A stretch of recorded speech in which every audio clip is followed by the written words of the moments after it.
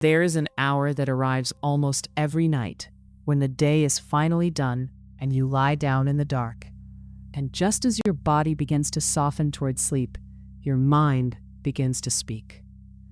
It does not talk about tomorrow or anything useful. It reaches back into the day that just ended and the years before it, and it starts to play the reel. The thing you said that landed wrong. The moment you wish you could take back. The face of someone you are sure you disappointed. And the strange cruelty of it is the timing. All day the mind was steady enough to work. Now, when you are most tired and least able to defend yourself, it turns toward you and begins to list everything you have ever done wrong. You are not here to be told to simply think positive, as though the answer were to argue with the voice a little harder. You are here to understand what this voice actually is, and why it comes for you exactly when you lie down. Because a thing understood begins, slowly, to lose its grip. So before anything else, let us set one fear down. There is nothing wrong with you for this. You are not broken, and you are not alone in it. In the dark, almost everyone meets some version of this same voice. It feels personal, as though your mind has singled you out for punishment. It feels like proof that underneath everything, you really are the failure the voice says you are. But a racing, self-accusing mind at night is not a verdict on your character. It is one of the most ordinary things a human mind does. The replay is not a sign that you are bad. It is a sign that you are tired, and finally still, and no longer busy enough to keep it out. The rush of the day was holding the door closed. When the rush ends, the door swings open. So the first kindness is this: to stop treating the nighttime mind as evidence against you, and to start treating it as something that is happening to you that you can learn to understand, and one day to hold in a different way. Because that voice, harsh as it sounds, did not come to hurt you. It came a very long time ago to keep you safe. It is an alarm, and like every alarm, it is loud on purpose. The mind is, above all else, a survival machine. For most of human history, the most dangerous thing that could happen to a person was to be cast out by the group, to be judged and found wanting and left alone. So the mind learned to scan, endlessly, for the ways it might have failed the people around it, and to sound the alarm before anyone else could. That is what the replay is. It is your mind, late at night, running its old security check. Did I say the wrong thing? Did I let someone down? Am I still safe, still wanted, still part of the group? It is not trying to torment you. It is trying, in the only clumsy way it knows, to keep you from being left behind. The trouble is not that the alarm exists. The trouble is that it cannot tell the difference between a real danger and a memory. It treats a small awkwardness from this afternoon as though your whole belonging depended on it, and it rings the bell just the same. And there is a reason it reaches, every single time, for the worst of the day and not the best.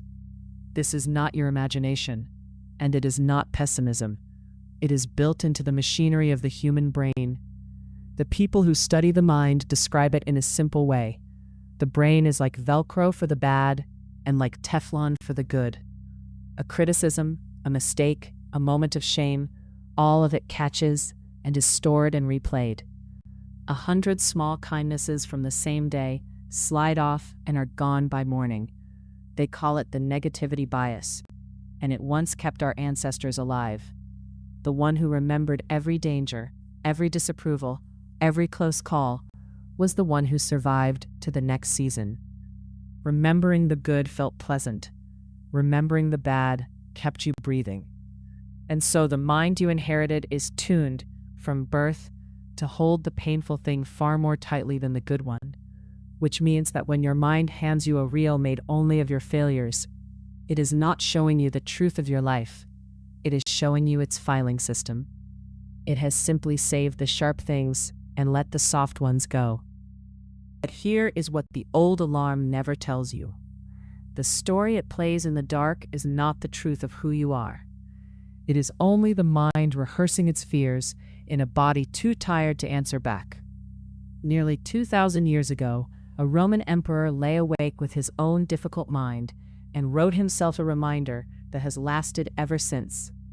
Marcus Aurelius wrote, "The soul becomes dyed with the color of its thoughts." Sit with that for a moment.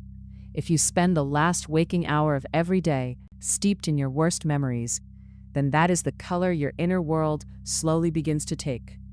Not because those thoughts are true, but simply because you have soaked in them night after night until they start to feel like the very shape of your life. The thought that you are not enough is not a fact you have discovered about yourself. It is a color the mind keeps dipping itself in.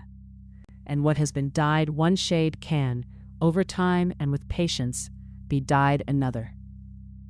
So let us name the thing that changes everything. You are not your thoughts. You are the one who hears them. The voice that lists your failures at midnight feels like you, because it speaks in your own words, from inside your own head. But notice this. You are the one lying there, listening to it. You are the awareness in which the whole storm is taking place.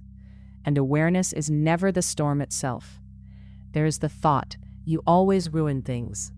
And there is the still witness who notices that thought arriving. Those two are not the same. One is a passing weather, moving through. The other is the sky it moves across, and the sky is never harmed by the weather. This is the beginning of freedom, not to win the argument with the voice, but to step back far enough to see that it is only a voice, one of many, an old and frightened part of you, doing the only job it ever learned. You do not have to obey it. You do not even have to believe it. You only have to notice that it is not you. And when you stop fighting the voice, something unexpected becomes possible. You can turn toward the feeling underneath it, without getting lost in the story it keeps telling. Because the replay is never really about the details. It is not about that one sentence or that one look on someone's face. Underneath the endless retelling is a feeling, often an old and tender one, that simply wants to be felt instead of explained away. The story is just the mind's way of circling something it does not want to sit still with. The Buddhist teacher Pema Chödrön wrote, "The most difficult times for many of us are the ones we give ourselves. So much of the suffering of the sleepless hour is not the day itself. It is the second layer, the punishing, the rehearsing, the case we build against ourselves in the dark. And that second layer is the one we can set down, not by forcing the feeling away, but by staying with it, letting it be here, the way you would sit beside a frightened child, without needing to fix a single thing. The feeling, when it is finally allowed to be felt, does what all feelings do when they are no longer fought. It rises, it crests, and it begins, on its own, to pass." Now here is a question worth carrying into the dark with you. Would you ever speak to someone you loved, the way your mind speaks to you at night? Imagine a dear friend lying awake and telling you the very things you tell yourself. That they are a failure, that everyone noticed, that they will never get it right. You would not pile on. You would not agree. You would soften and move closer and remind them of who they truly are and of how human it is to stumble. That same voice, the warm one you save for the people you love, was always meant for you as well. This is what researchers now call self-compassion, and it is not weakness, and it is not excuse-making. It is simply refusing to be crueler to yourself than you would ever be to another living soul. The psychologist Kristin Neff writes, "At the most basic level, self-compassion simply requires being a good friend to ourselves." So when the harsh voice begins its list tonight, you can answer it in a different tone, not arguing, not agreeing, only offering the same steady kindness you would give to anyone else who was hurting. This too is being human.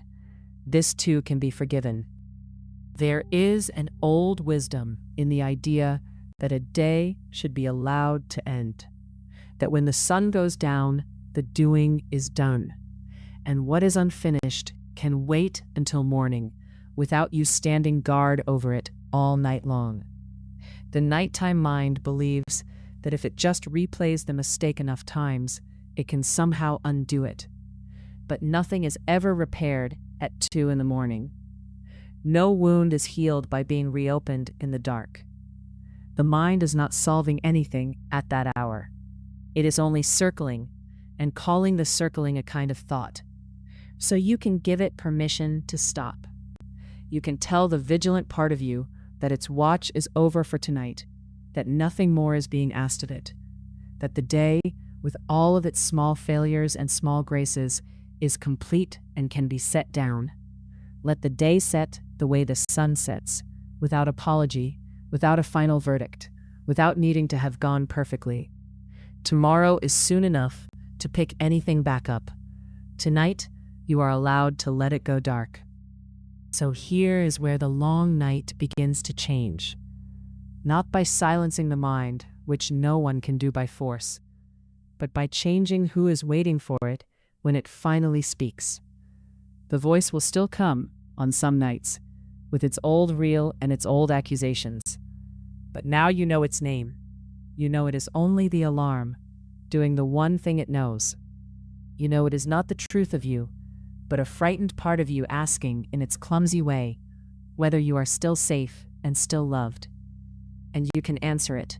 You can meet the harsh voice in the dark, not with another harsh voice, but with the one thing it has always been searching for. Reassurance, warmth, the sense that you are held, even here, even now, even at your most tired and unguarded. You were never being punished by your own mind. You were being asked again and again, in the only language it had, to finally turn toward yourself with kindness. And in the stillness of the dark, when the day has set and the house is quiet, that is exactly what you can begin to do. So tonight, when your mind turns toward you, let it find someone kind waiting there. Let it find you, at last, on your own side. If these words met you kindly tonight, you are warmly invited to subscribe. Rest now, breathe easy, and meet yourself, at last, on your own side.